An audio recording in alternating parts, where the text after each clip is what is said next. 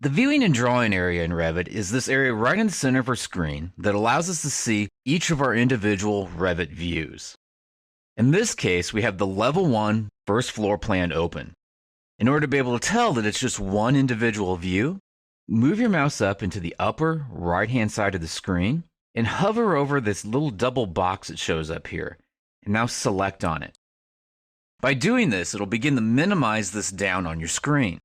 And we can tell that this is an individual viewport of our Revit database, or in this case, of the level 1 first floor view. If you want to be able to move it around on your screen, click and hold the mouse button down on the bar going across the top, and you'll notice that you can drag this from left to right or up and down on your screen.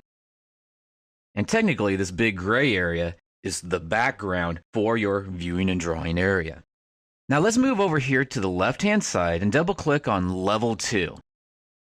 As we can see, this opens up a different view inside of the viewing and drawing area. It too has its own dimensions and properties associated with it. Some of these properties are controlled by the view control bar, which is where the scale and different view property buttons are located at the bottom of your screen. You'll notice that each of these different views, in this case the level 1 and level 2, each has its own individual view control bar with different settings that can be set in order to be able to adjust the way that the view looks. Also, each one of these views has these 3 buttons here at the top of the screen. If I wanted to be able to maximize one of these views in particular, select on the middle button, and it'll maximize out that view that you selected for the middle button. If you do the same thing again, it'll minimize it down so that we can now see both of our views.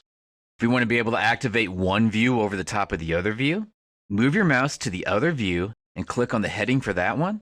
And you can now see that this one becomes the active drawing area and moves to the foreground of the drawing area where we're going to be doing our manipulation.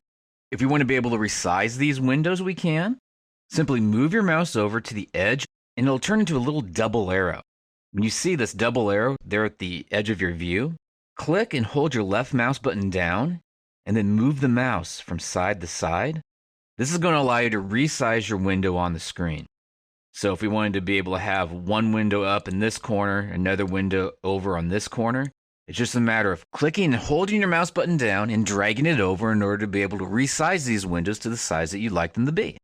If you'd like to minimize these windows down so that they're no longer open, as far as being able to actually see the content inside of them, but you still want them open on your screen, move your mouse up here to the bar going across the top, highlight where this dash is at, and then select.